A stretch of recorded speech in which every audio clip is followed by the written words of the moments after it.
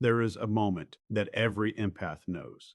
You walk into a room, you haven't said a word, you haven't done anything unusual. But slowly, without any explanation, a dog walks straight past five other people and sits at your feet. Or a baby across a crowded restaurant locks eyes with you and just won't look away. And you're standing there thinking, why me? What is it that they see that nobody else can?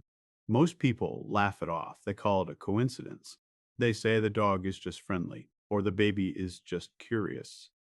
But here's the thing, it keeps happening to you over and over. And somewhere deep inside, you already know it's not random. You feel it. And that feeling, that's where the story begins. My name is Chase Hughes. I spent decades studying human behavior, body language, persuasion, and the invisible communication systems that run underneath every interaction we have. I've worked with military and law enforcement. I've sat across from people who could read a room before they'd even taken a step inside it. And I can tell you with complete conviction, what you experience as an empath is not a gift you imagine. It is a measurable, observable, science backed phenomenon that most people on this planet will never understand because they're not paying the right kind of attention. In the next 40 plus minutes, I am going to walk you through 7 layers of this experience. We're going to go deep. We are going to explore the biology, the neurology, the behavioral science, and the ancient evolutionary architecture behind why certain people, people exactly like you, radiate something that the most honest detectors on Earth, animals, and babies respond to every single time. No religious preaching, no mystical hand waving, just the real, raw, fascinating truth behind what you've been experiencing your whole life. But before we go any further, I need to tell you something important. What we're about to discuss will make some people uncomfortable, not because it isn't true, but because it forces people to accept that there is a layer of human experience that we cannot see, cannot fully measure, and cannot explain away with simple logic. Some people are not ready for that, but you are, because you've been living it. So let's start at the very beginning.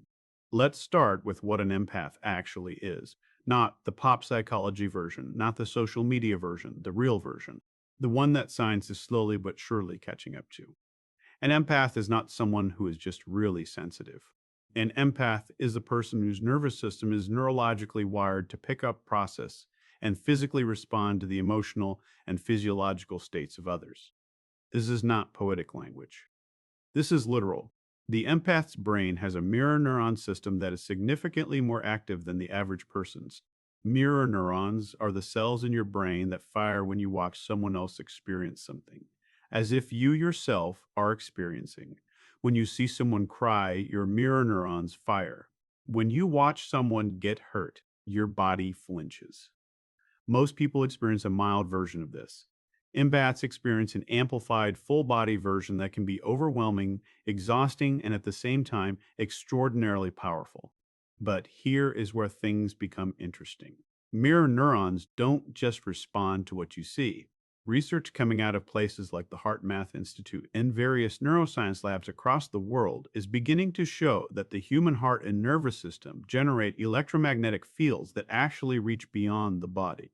Your heart generates an electrical field that can be measured several feet away from your body, not metaphorically, literally, with equipment, scientifically. And this field changes based on your emotional state. Fear produces one kind of field, love produces another, calm confidence produces another.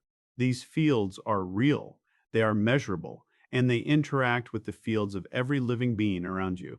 Now, here's the piece that changes everything. Animals and babies have not learned to filter this information out. You and I, as adults living in modern society, have been conditioned since childhood to override our instincts with logic. We've been trained to trust words over feelings, data over intuition, explanation over experience. And in doing so, we've essentially put a very sophisticated dampener on one of our most powerful survival systems. But babies haven't done that yet. And animals never do it at all. They read the field. They read your electromagnetic signature. They read the invisible story that your body is broadcasting 24 hours a day, 7 days a week, whether you mean to or not. And for the empath, that field is different. That field is richer, more coherent, more complex. and it draws in the honest observers like a lighthouse draws in ships at sea. Most people never notice this. They go through their whole lives walking past animals that ignore them, while an empath enters the same room and the animal is already moving toward them before they've even taken off their coat. People say, oh, animals just like you, as if it's a personality trait. It's not a personality trait. It's physics. It's biology. It is your nervous system speaking a language that the animal kingdom has never stopped listening to. And as we move deeper into this conversation, I want you to hold on to this idea that what you carry inside you is not just an emotional experience, it is a physical, biological, measurable broadcast. And the question we're going to answer together is, what exactly are you broadcasting, and why does it affect the most perceptive beings on Earth so profoundly? Because the answer to that question is not just fascinating, it's going to completely reframe the way you see yourself, the way you move through the world, and the way you understand every interaction you've ever had. Let's go deeper. Let's talk about what's actually happening in the body of an empath, because this is where most conversations about this topic fall short. People want to talk about energy and auras and feelings, but they skip the biology. And the biology is what makes everything else make sense. The autonomic nervous system, the part of your nervous system that controls your heartbeat, your breathing, your digestion, your stress response, operates on two main channels. You've probably heard of fight or flight, which is the sympathetic system. And you've probably heard of rest and digest, which is the parasympathetic system. But there is a third component, something called the vagal tone, which is controlled by the vagus nerve, the longest nerve in the human body, running from your brainstem all the way down through your heart, your lungs, your gut. And this nerve is the biological highway of empathy. People with high vagal tone, and most empaths fall into this category, are extraordinarily good at regulating their own emotional states, reading social situations, detecting microexpressions, and feeling the emotional atmosphere of a room the moment they walk in. High vagal tone is associated with compassion, social connection, and what researchers call physiological attunement, the ability to literally sync your body's rhythms with another person's. Heart rates synchronizing, breathing patterns aligning, skin conductance matching. This is not poetry, this happens. It has been recorded in lab settings between people who have never met. But this is where things become interesting.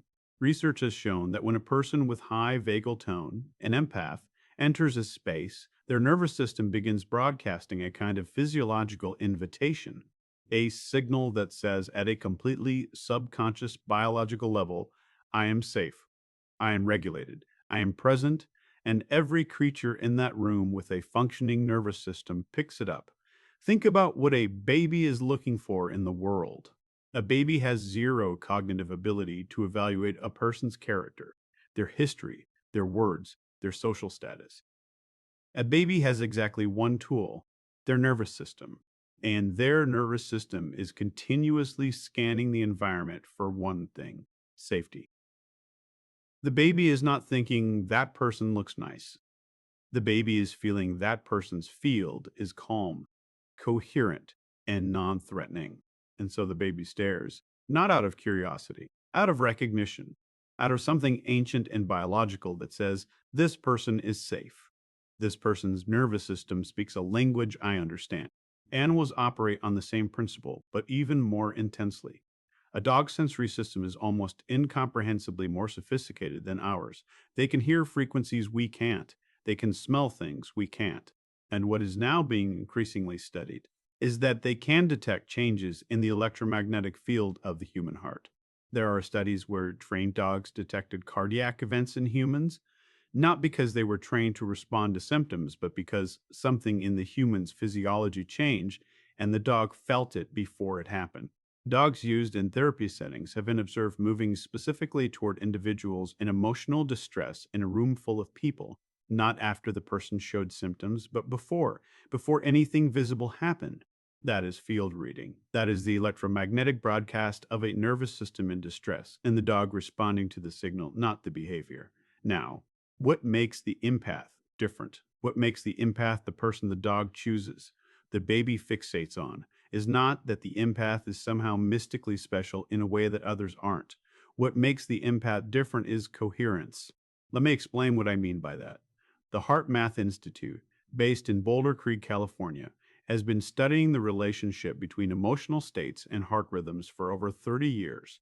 What they found is that the heart doesn't just beat in a mechanical robotic pattern. The heart's rhythm varies, and the nature of that variation, the shape of that rhythm over time, is what they call heart rate variability, or HRV. And HRV is one of the most powerful indicators of health, emotional well being, and social connectivity that we have ever discovered. When a person is experiencing stress, fear, frustration, or anger, their HRV pattern looks chaotic, jagged, incoherent. But when a person is experiencing what researchers call a positive, coherent emotional state, genuine compassion, appreciation, love, calm, the HRV pattern becomes smooth, ordered, rhythmic. It looks like a wave, and that wave is the coherent field that the empath broadcasts. Here is the critical insight. Empaths, by their nature, spend more time in coherent states than most people, not because their lives are easier or their emotions less intense. In fact, quite the opposite. But because the empath's nervous system has developed through years of deep feeling and processing, a kind of emotional resilience that allows them to return to coherence faster and spend more time there. That coherent feel, that smooth, ordered, rhythmic broadcast from the heart, is what the baby is staring at. It is what the dog is walking toward. It is the aura, not a mystical cloud of colored light, an actual, measurable electromagnetic signature of a coherent human heart. And most people are broadcasting chaos, not because they're bad people, but because modern life, stress, distraction, and the constant noise of the world keeps most nervous systems in a low grade state of incoherence most of the time. And the empath stands out against that noise the way a clean musical note stands out in a room full of static. What happens next changes everything, because once you understand this, you can never unsee it. Every interaction you've ever had, every animal that came to you, every child that smiled at you before you'd said a word, all of it was a response to something real, something you were broadcasting. And that broadcast, that coherent feel, that living, breathing aura you carry with you, it has a history, it has a source. And that source is something we need to talk about. Here's something almost nobody talks about when they discuss empaths, and it is arguably the most important piece of the entire puzzle. The empath's aura, that coherent, powerful field they broadcast, was not built in comfort. It was built in challenge. It was forged in the places that most people spend their entire lives trying to avoid. Most empaths, when they really sit down and look at their history, share a common thread. Not identical stories, but a common emotional architecture. Childhood experiences that required hypervigilance, environments where reading the room wasn't a skill, it was a survival mechanism. Relationships where the emotional weather could change without warning, and the ability to detect that change before it happened was the difference between safety and danger. The empath's nervous system didn't develop its extraordinary sensitivity because life was gentle. It developed its extraordinary sensitivity because life demanded it. And this is not a wound. It became a wound for many people because they were never told what it actually was. When you are a child and your nervous system is picking up the emotional undercurrents of every room you walk into, and nobody around you is acknowledging those undercurrents, you start to believe you are broken. You start to believe that this overwhelming flood of feeling is a problem, a weakness, something to be managed, suppressed, hidden. But it was never a weakness. It was always the thing that would eventually make you extraordinary. Most people never notice this. How much of what empaths describe as their sensitivity is actually the result of an extraordinary amount of unconscious training. The hypervigilant child who learned to read microexpressions, body language, tonal shifts, and emotional atmospheres just to stay safe, that child grew into an adult with perceptual abilities that most people will never develop, no matter how hard they try. The great behavioral scientist Paul Ekman spent years trying to teach people to read microexpressions, the split-second facial expressions that flash across a person's face before they control them. After thousands of hours of training, most people can get to about 60% accuracy. But Ekman found a small group of people he called natural wizards, people who, without any training at all, could read microexpressions with almost perfect accuracy. He studied these people intensively, and what he found was that many of them had backgrounds that required early, intense, sustained attention to the emotional states of others. They had been trained by their own lives, not in a classroom, not in a lab, in the school of survival. Empaths are Ekman's natural wizards.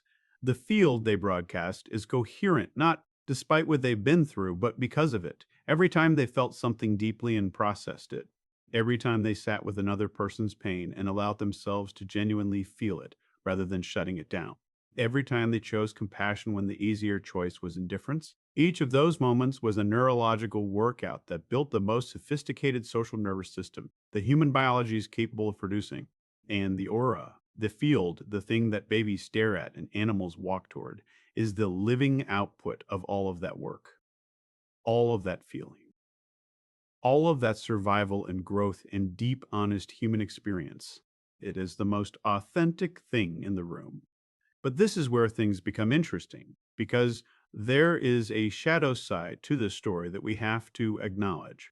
Because the same sensitivity that makes an empath a beacon for the innocent, babies, animals, people in genuine need, also makes them a target for something very different.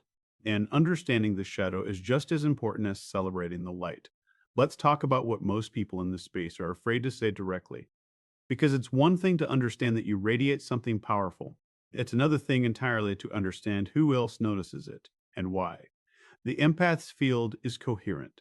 It is warm, it is present, and to most living beings, it is safe. But there is a specific category of person, a specific neurological profile for whom that field doesn't feel like safety, for whom it feels like an opportunity.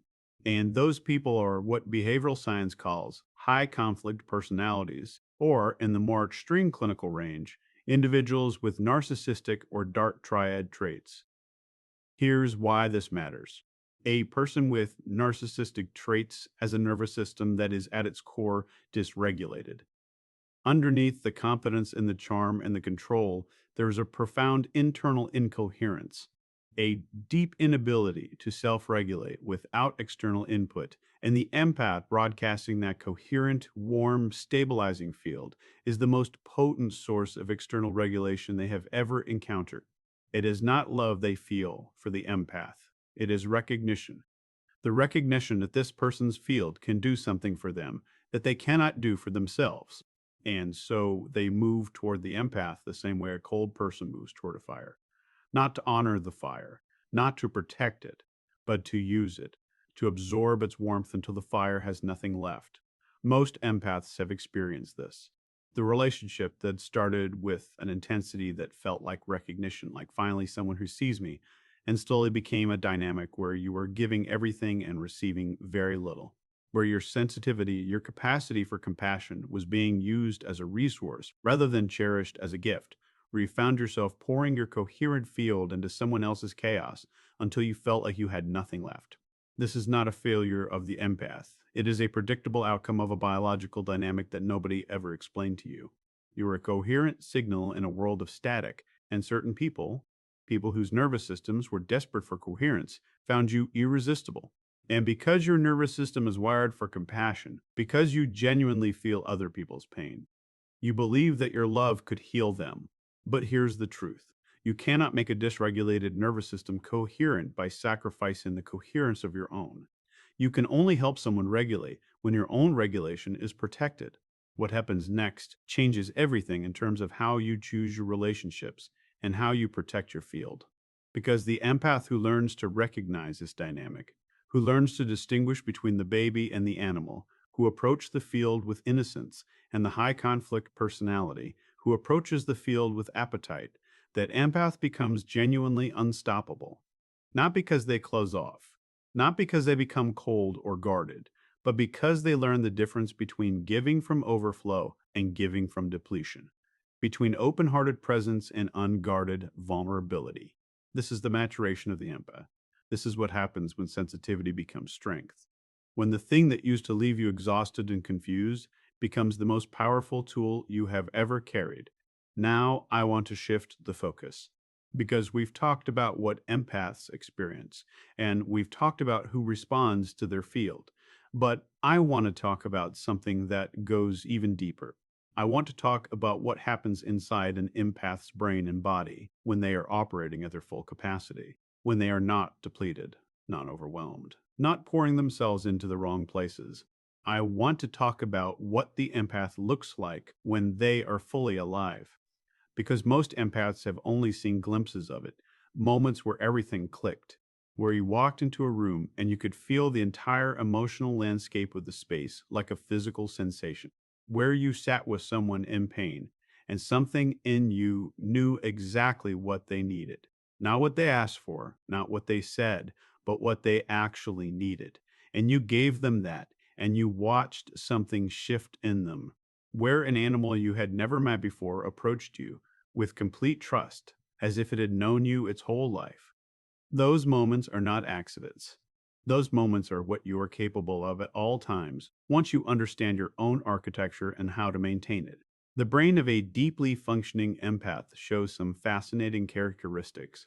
The insula, the part of the brain involved in interoception, which is the ability to sense the internal state of your own body, is highly active.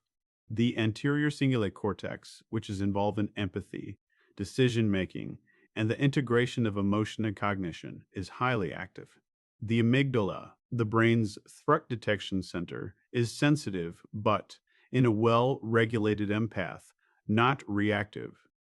This is the key distinction. Sensitive and reactive are not the same thing. A sensitive instrument that is well calibrated gives you precise, accurate readings. A reactive instrument that is poorly calibrated gives you noise. Most people never notice this distinction. They conflate sensitivity with being overwhelmed. They believe that to be an empath is to be at the mercy of the world's emotional weather. But the most advanced empaths I have ever encountered, people who operate at the highest level of interpersonal intelligence, are extraordinarily calm, not because they don't feel. They feel everything, but they have learned to hold what they feel without being consumed by it. They are the eye of the storm. They are the still point that everything else circles around. And this is why babies stare. Not because the empath is performing something, not because they are doing something conscious or deliberate, but because the empath at their core is radiating the thing that every infant's nervous system is searching for the moment it enters the world: stillness, coherence, safety, presence, the experience of being truly, completely held, not physically, but electromagnetically, in the field. There is a researcher named Alan Shore who has spent decades studying what he calls right brain to right brain communication between mothers and infants. What he found is that the emotional regulation of a baby is almost entirely dependent on the emotional regulation of the primary caregiver. And this transfer happens not through words, not through behavior, but through nonverbal, physiological, field based communication. The baby's nervous system is literally learning how to regulate itself by entraining with the nervous system of the adult it trusts most. When an empath is in the room, that process of entrainment kicks in automatically. The baby's nervous system says, "Here is a regulated field. Here is coherence. Let me sync with this." And the baby stares, because looking is the most natural thing to do when you find the source of something that your entire biological system is craving. This is the empath's aura, not a mystical thing, a biological thing, an evolutionary thing, a deeply, profoundly human thing. But this is where things become interesting. Because once you understand that your field has this effect on the most vulnerable and the most honest beings in the world, the question becomes, what else is it doing? What else is your field influencing that you're completely unaware of? Let's talk about the world you move through every day, the invisible web of influence that the empath's field is weaving without you ever being conscious of it. Because this part of the conversation is one that most people in this space completely skip over, and it is, in my opinion, the most practically important part of everything we've discussed. You felt it. You walk into a meeting and the energy shifts. You enter a conversation and the other person inexplicably relaxes. You sit quietly at a table and strangers start talking to you. You become the unofficial emotional hub of every group you're part of, even when you've tried to stay peripheral. You are the person people call at 2 in the morning, not the person who calls others. You absorb, you hold, you regulate, you give. And you do all of it whether you intend to or not, because your field is always broadcasting and the people around you are always at some level receiving. This is called social regulation, and it is one of the most underappreciated forces in human group dynamics. Every social group, every family, every team, every community has at least one person whose nervous system acts as a kind of anchor for the group's collective emotional state. When that person is calm, the group feels calmer. When that person is anxious, the anxiety spreads. When that person leaves the room, something shifts in the atmosphere that everyone feels but nobody can explain. Empaths are almost always that person. They are the regulatory center of the groups they inhabit, and they usually have no idea. They think they're just the person who cares a lot or the one who listens. They don't realize that what they're actually doing is providing the entire group with access to their coherent field, with a biological template for what regulated, coherent, safe emotional experience feels like. And here is the weight of that. If you are the regulatory center of your group and you are depleted, the group feels it. If you are the regulatory center of your group and you are thriving, genuinely thriving, not performing thriving, the group rises with you. Your state is not just your personal experience, it is a shared resource. And that means caring for your nervous system is not a selfish act. It is the most generous thing you can do for everyone around you. Most people never hear this. Most empaths spend their entire lives learning how to give more, how to be more present, how to hold more space, how to feel more deeply. And nobody ever tells them that the most powerful thing they can do is learn to receive, to rest, to fill the well back up. Because a depleted empath doesn't just suffer personally, they withdraw the field that an entire community of people was depending on without even knowing it. Think about the animals in your life. Think about what they're like when you're well, genuinely well, not just functioning. They are calm. They are close to you. They seek you out. They sleep near you. They check on you. But when you are depleted, when your field is chaotic, they feel it before you do. The dog becomes restless. The cat becomes distant. The birds stop coming to the window. These are not coincidences. These are responses. These are the honest observers of your field, showing you in real time what's happening in your nervous system. They are your best diagnostic tool, and most people treat them as pets. We've traveled the long road together in this conversation. We've gone from the moment a dog walks across a room to sit at your feet, all the way down into the electromagnetic fields of the human heart, the neuroscience of mirror neurons, the evolutionary architecture of the vagus nerve, the shadow dynamics of narcissistic attraction, and the invisible social regulation that empaths provide to every group they inhabit. And now I want to bring it all together, because the question I want to leave you with is not just, why do animals and babies stare at you? The question I want to leave you with is, now that you know what you carry, what will you do with it? The empath who doesn't understand what they are spends their life being overwhelmed by what they feel, drained by the wrong relationships, and confused by a sensitivity that nobody around them can explain. They believe they are broken. They try to be less. They try to feel less. They apologize for being too much. And in doing so, they dim the most extraordinary light in the room. The empath who does understand what they are, that is a completely different story. That person learns to protect their coherence the way a musician protects their hearing, not by avoiding the world, but by choosing when and how to engage. They learn to distinguish between the innocent draw of a baby or an animal, beings that want nothing from you except to be near your light, and the appetitive draw of a dysregulated person who wants to consume it. They learn that their field is a resource, and that managing a resource responsibly is not selfishness, it is stewardship. They begin to understand that their history, the sensitivity born from challenge, the perception born from vigilance, the compassion born from pain, was never a curse they had to overcome. It was a curriculum they had to graduate from. And now, on the other side of that curriculum, they carry something that most people spend their whole lives chasing and never quite finding: the ability to make another living being feel safe without saying a single word, the ability to walk into a room and shift the emotional climate just by being present, the ability to hear what is not being said, to feel what is not being shown, to know what is needed before it is asked for.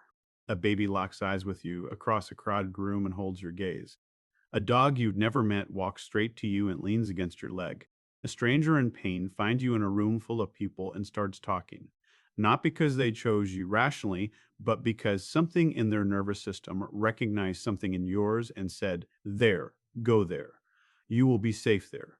That is not a coincidence. That is not luck. That is the aura. That is the field.